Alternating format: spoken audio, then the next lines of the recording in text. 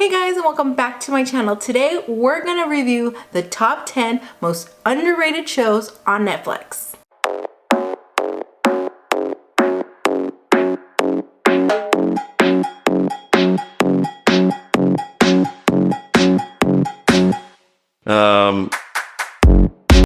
A while back ago, I did my top 10 most overrated shows on Netflix. If you guys want to check it out, my card above.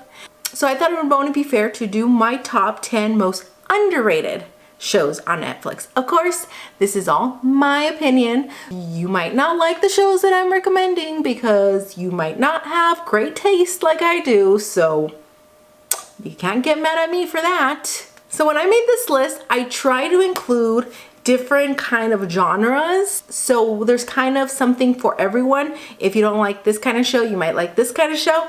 There is no particular order, even though I did number them. Before we start on our list, make sure to hit that subscribe button if you guys are not subscribed already, and let's get started. Number 10, Insatiable. Okay, a lot of people are gonna give me crap for this one. I do think it's underrated. I think people give it a lot of crap. There was this whole petition for it to be shut down before it even aired on Netflix because people thought that it was like fat shaming. I don't know, I'm fat. I didn't think it was fat shaming. Like, I think this show is so ridiculous that it's good. Just consider it like it'd be a Spanish soap opera translated in English on crack. Insane. Like at first it's kind of like slow burn and then you're like, oh, but it's so good. It's so binge worthy, guys. That's the thing. Right now we're in quarantine. If you want to watch a good binge show, this is the one.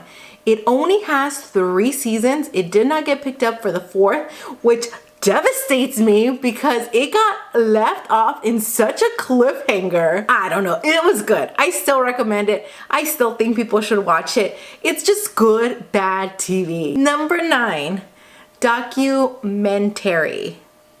It's not documentary, it's documentary. Now, I'm probably saying it wrong because I don't want to turn around, but this is a mockumentary. They mock documentaries. I am not saying words right. Words are not working. Every episode is like a documentary that is mocking a specific other kind of documentary. So each documentary is different. It's perfect if you like documentaries and you like comedy.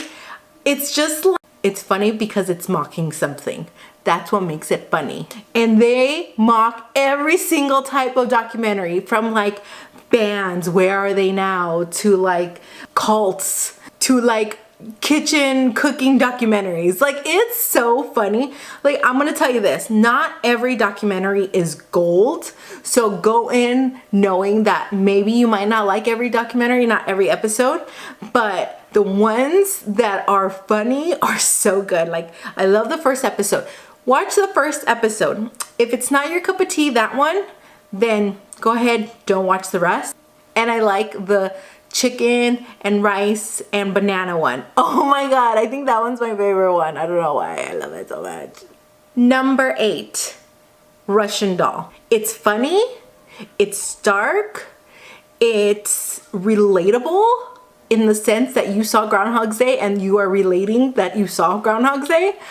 You must watch it. It does its own spin on Groundhog's Day, but in such like a deeper level. Like, I think it's 1,000 times better than Groundhog's Day. There is another movie out there called Naked that it's also like Groundhog's Day with one of the Wayans brothers. I have not seen that, and I am very, very excited to see it because he keeps waking up naked on the day of his wedding. I digress. I don't want to spoil it for you guys. As the season progresses, it gets deeper and deeper into like really what's going on. It's not just the night keeps repeating itself. Something is changing every time that the night repeats itself. And so why is it repeating itself? It's like so good, guys. It's that hair. I wish I had red, curly, fiery hair like her. Okay, number 7, it's called I'm Sorry. That's a straight out comedy sitcom about parenting right now. Now, it's not sitcom parenting. It's real life parenting. It's completely how I raise my child.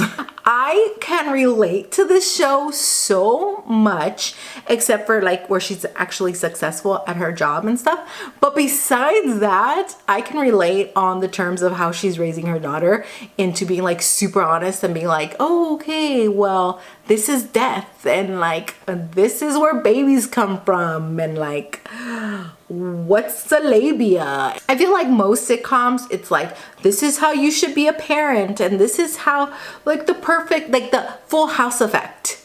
And this shatters all that and gives you straight out how people are really parenting right now. Because I'm basically her, but with the drinking problem. And here's for all my animated lovers, number 6. Trollhunters, guys. Trollhunters. Love that show. Love that show. Trollhunters is an animated series, good for kids from any ages and adults any ages. It's basically this high school kid becomes the next troll hunter, but the troll hunter doesn't hunt trolls, it protects the trolls. It gets into some deep stuff. He transforms, there's a couple seasons out. There is a spin-off. That's how good it is, guys. There's a spin-off from this animated series. It's from the same guy that did like Pan's Labyrinth. What is his name? I think the reason that people are so turned off by Trollhunters is because it is an animated series, and I think some adults just don't like watching animated shows. They automatically think it's for kids. And no, there are so many good animated series that aren't like stupid, funny, that are just like a good show. Like this is a good animated series, guys. Just watch it. Just trust me, watch it. I have not met a person who doesn't like it. Number 5, Atypical. We're getting to the good shows, guys. We're getting to the good shows. Atypical is a family sitcom, but with one exception. It deals with a family member having autism. He is in the spectrum. He's in the spectrum. He's in high school. He's already dealing with everything high school. And then to add on, he's working, trying to go to college. It deals with very raw, real family topics. Sexuality, finding your identity, affairs. Like there's so much it deals with. It's very well done. And it's not boring. It's not like too sappy. Like, I don't know. It's different from your normal everyday sitcoms. I think it like gives you a glimpse of how a life is for a person with autism. Now, obviously, when you're in the spectrum, it's, you know, you could be from 0 to 10, like so many different, like from actually from 0 to 100. There's so many different types of people that are in the spectrum. This just gives you a glimpse of somebody that is, and the difficulty of day-to-day tasks and how they deal with it. So very good sitcom. I really like it, but entertaining. Number 4, End of the Effing World. Now, when I first read the title, I thought, here's another zombie show. And it's not. It's completely, I don't think the title has anything to do with the show. It's hard to explain why you should watch a show, why it's so good without giving spoilers, you know? This kid feels like he has to kill. Like he wants to kill something, you know? Who doesn't? So he teams up with this gal who has issues of her own. So he goes off thinking, I'm gonna kill her. And she goes off thinking, I need to get away from this place. They both transform. They both change so much. There's 2 seasons out. And I completely binged these. Now, I binged these not during quarantine. I binged these when my schedule was packed. It gets dark. There is murder. There is arson. There is a lot of stuff going on, guys. It's good. Recommend it. The Politician, number 3. Let me tell you why I like this one. I don't like any high school teen dramas. The Politician is not your typical high school drama. There is a lot of drama. They are in high school, but it's so much more. This gentleman right here, who is adopted by Gwyneth Paltrow, and he wants to be the class president of his class because every president has been senior president of their class, and he is out to become the president of the United States of America.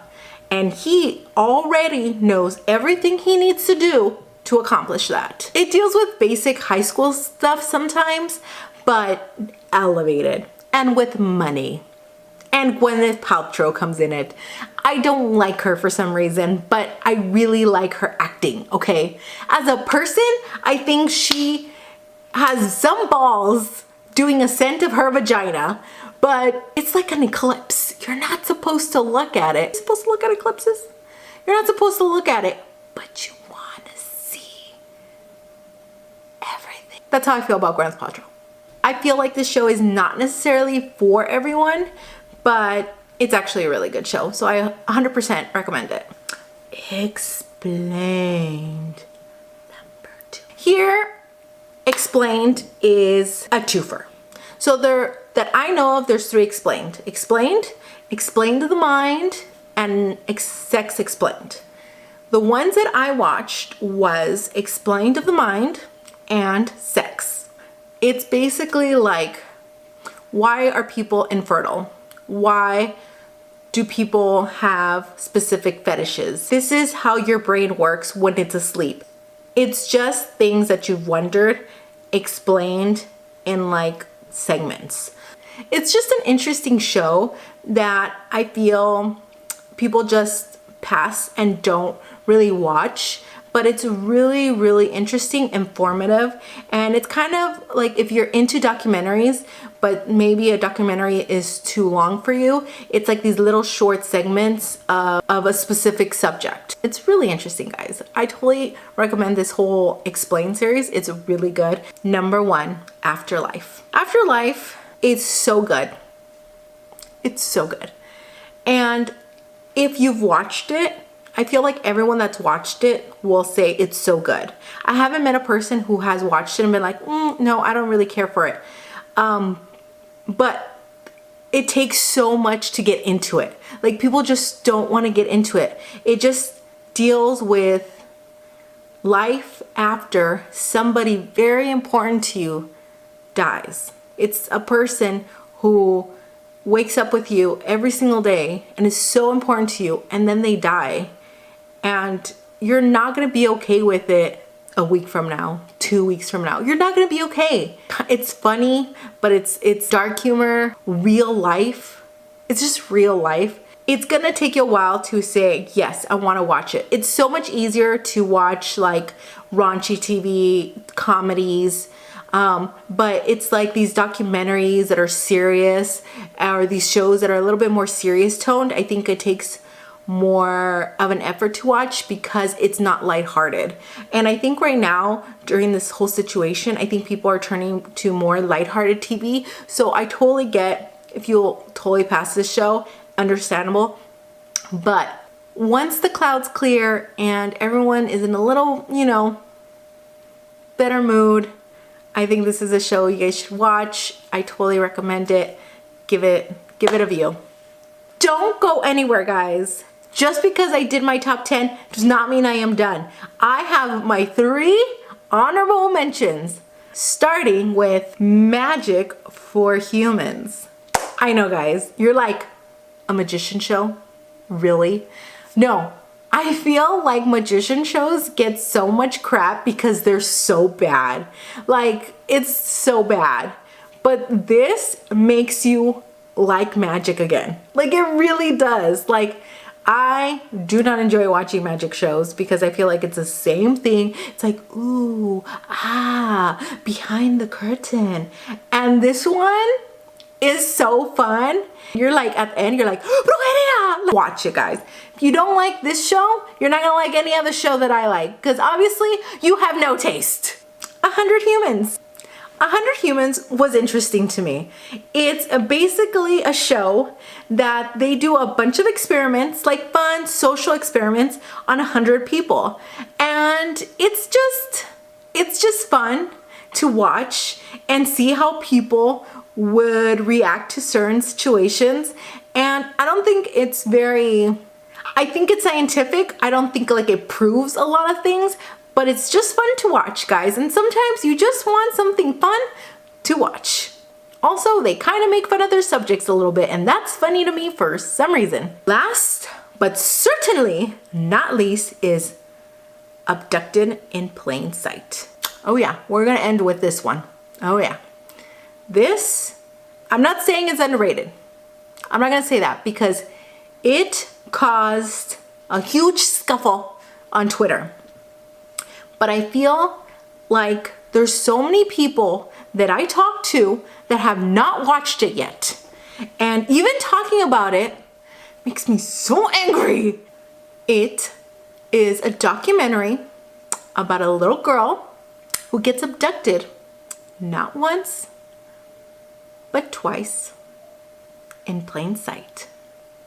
This story has so many twists and turns, and you're like, what? What? Happy thoughts. Happy thoughts. Honestly, it is really, really good. I know Twitter was going crazy over this, but I feel like it just, once it was up, everyone watched it, and those people that watched it went on Twitter, and then it just kind of died down. No, everybody needs to watch this documentary. This one really should have been my #1 on my videos, but I put it as an honorable mention only because it was so big already. It wasn't underrated. People that were watching it were talking about it. It was on Twitter. People were discussing it. So it's not an underrated show that people weren't discussing. I just feel like if you haven't watched it, you need to go watch it right now. All right, I just need to compose myself a little bit and I'll be okay. And there you have it, guys. Those were my top 10 most underrated shows on Netflix right now. If you guys think I missed any, comment down below. If you guys don't like some of the shows that I mentioned, comment down below. I would love to block you. I don't block anybody. If you guys enjoyed this video, make sure to give that video a thumbs up. Don't forget to subscribe, and I'll see you guys next time.